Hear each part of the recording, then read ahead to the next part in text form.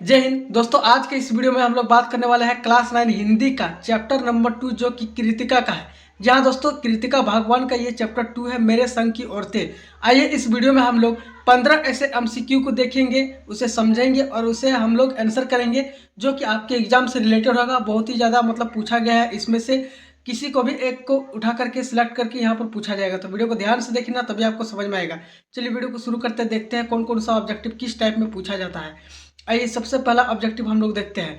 सबसे पहला ऑब्जेक्टिव है कि मेरे संग की औरतें, ये जो यहाँ पर है चैप्टर, यहाँ पर एक रचना है मेरे संग की औरतें की लेखिका कौन है, यानी किसने लिखा था। आपके पास ऑप्शन है शिवानी, बी मन्नू भंडारी, या फिर सी महादेवी वर्मा, या फिर डी मृदुला गर्ग। तो इसका राइट आंसर क्या होगा? ऑप्शन नंबर डी मारिए, मृदुला गर्ग।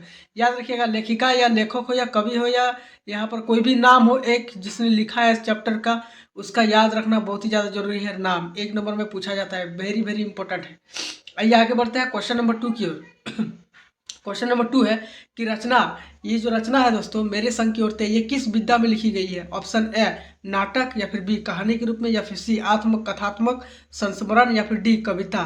तो इसका राइट आंसर क्या होगा? ऑप्शन नंबर सी मारिए, आत्म कथात्मक संस्मरण, यानी सी यहाँ पर ऑप्शन नंबर यहाँ पर सी हो जाएगा। आइए आगे बढ़ते हैं क्वेश्चन नंबर 3 की ओर। क्वेश्चन नंबर 3 कह रहा है कि ये जो रचना है, रचना का मुख्य विषय क्या है। ऑप्शन है राजनीतिक संघर्ष करना, या फिर बी नारी जीवन का संघर्ष, या फिर सी प्राकृतिक आपदा, या फिर डी धार्मिक आस्था। तो इसका राइट आंसर क्या होगा? बोलिए। ऑप्शन नंबर यहाँ पर बी नारी जीवन का संघर्ष। क्योंकि क्यों नारी जीवन का संघर्ष है? क्योंकि यहाँ पर जो रचना है, यहाँ पर नाम है लेखिका, उसको मतलब लिखा किसने है? लेखिका मृदुला गर्ग ने लिखी। क्या लिखा है दोस्तों? मेरे संग की औरतें। तो यहाँ पर औरत है तो नारी जीवन को ही दिखाया जाएगा। यहाँ पर मेरे संग की औरतें, तो नारी जीवन को यहाँ पर दिखाया गया है। आगे बढ़ते हैं क्वेश्चन नंबर 4 की ओर। क्वेश्चन नंबर 4 है कि रचना में लेखिका किनके जीवन अनुभवों का वर्णन करती है। ये जो रचना है इसमें लेखिका जो है, ये जो लेखिका है वो किनके जीवन अनुभवों का वर्णन करती है। ऑप्शन है पुरुषों का, या फिर बी बच्चों का, या फिर सी औरतों का, या फिर डी समाज सेवियों का। तो इसका राइट आंसर क्या होगा? आप सबको पता है कि यहाँ पर मेरे संग की औरतें का बात हो रहा है, तो औरतें यहाँ पर औरतों का यहाँ पर लिखा गया है। आइए आगे बढ़ते हैं, यानी ऑप्शन नंबर सी हो जाएगा 4 का। आइए आगे बढ़ते हैं क्वेश्चन नंबर 5 की ओर। क्वेश्चन नंबर 5 कह रहा है कि लेखिका ने औरतों को किस रूप में प्रस्तुत किया है। ये जो लेखिका है यहाँ पर, उन्होंने औरतों को, लेखिका यानी मृदुला गर्ग, इन्होंने औरतों को किस रूप में प्रस्तुत किया है। ऑप्शन है कमजोरी दिखाकर, या फिर बी निर्भर, या फिर सी संघर्षशील, या फिर डी स्वार्थी। तो इसका राइट आंसर क्या होगा? ऑप्शन नंबर सी, यानी संघर्षशील। वो लोग क्या करते हैं, जो औरत जो लोग होती है वो क्या करते हैं? संघर्ष कर सकती है। तो संघर्षशील यहाँ पर उन्हें कहा गया है। आइए आगे बढ़ते हैं क्वेश्चन नंबर 6। रचना में किस भावना का प्रमुख रूप से चित्रण है।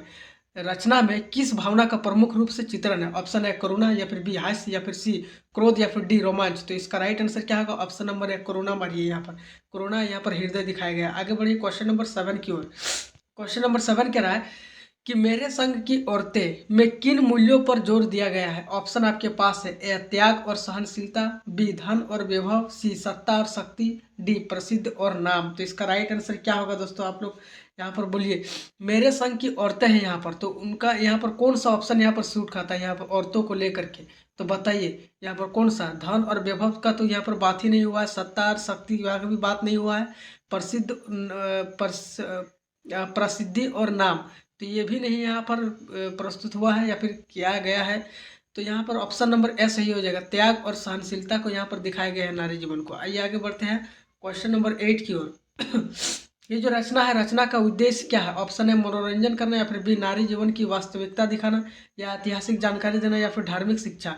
तो धार्मिक शिक्षा तो यहाँ पर होगा नहीं, ये भी गलत हो जाएगा। ऐतिहासिक का यहाँ पर कोई लेना देना नहीं है। मनोरंजन के बारे में तो कोई दिखाएगा नहीं। नारी जीवन यहाँ पर रचना है, तो रचना है क्या है यहाँ पर कि मेरे संग की औरतें, तो औरतें यहाँ पर नारी हो जाएगा। नारी से रिलेटेड जो भी दिखाया जाएगा वो आंसर सही हो जाएगा। ऑप्शन नंबर बी सही हो जाएगा, करेक्ट। आगे बढ़िए क्वेश्चन नंबर 9 की ओर। लेखिका औरतों के जीवन को कैसे दिखाती है। ये जो लेखिका है मृदुला गर्ग, ये औरतों के जीवन को कैसे दिखाती है। ऑप्शन है सुखमय दिखाकर, बी संघर्षपूर्ण, या फिर सी विलासी, या फिर डी निर्भरता से मुक्त। तो इसका राइट आंसर क्या होगा? ऑप्शन नंबर बी मारिए, संघर्षपूर्ण। जैसा कि हमने संघर्षशील एक बताया, एक दूसरा है आपका संघर्षपूर्ण। क्वेश्चन नंबर 10 की ओर मारिए। क्वेश्चन नंबर 10 क्या है कि रचना में सामाजिक दृष्टिकोण कैसा है। ये जो रचना में जो सामाजिक का दृष्टिकोण देखने का जो नजरिया है वो कैसा है। ऑप्शन है रूढ़िवादी, बी प्रगतिशील, या फिर सी संकीर्ण, या फिर डी कट्टर। तो इसका राइट आंसर क्या होगा, ऑप्शन नंबर बी मारिए, प्रगतिशील यहाँ पर दिखाया गया है। आगे बढ़िए क्वेश्चन नंबर 11 की ओर। क्वेश्चन नंबर 11 है कि रचना में नारी की सबसे बड़ी विशेषता क्या दिखाई गई है। ये जो रचना है इसमें नारी जीवन की सबसे बड़ी विशेषता यानी सबसे बड़ा गुण क्या है औरत का। ऑप्शन है सौंदर्य, या फिर बी सहनशीलता, या फिर सी चतुराई, या फिर डी क्रूरता। तो इसका राइट आंसर क्या होगा, ऑप्शन नंबर बी मारिए, सहनशीलता को दिखाया गया है। देखिए इसी से घुमा फिरा के इसी से रिलेटेड पूछ रहा है, घुमा फिरा के ऐसे ही पूछा जाएगा। जरूरी नहीं कि जो मैं बता रहा हूँ वही वाला एकदम करेक्ट पूछेगा, थोड़ा सा भी घुमा सकता है।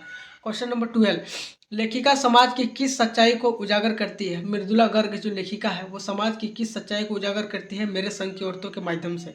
ऑप्शन है आर्थिक असमानता दिखाती है, या फिर बी राजनीतिक भ्रष्टाचार को, या फिर सी नारी शोषण को, या फिर डी धार्मिक पाखंड को।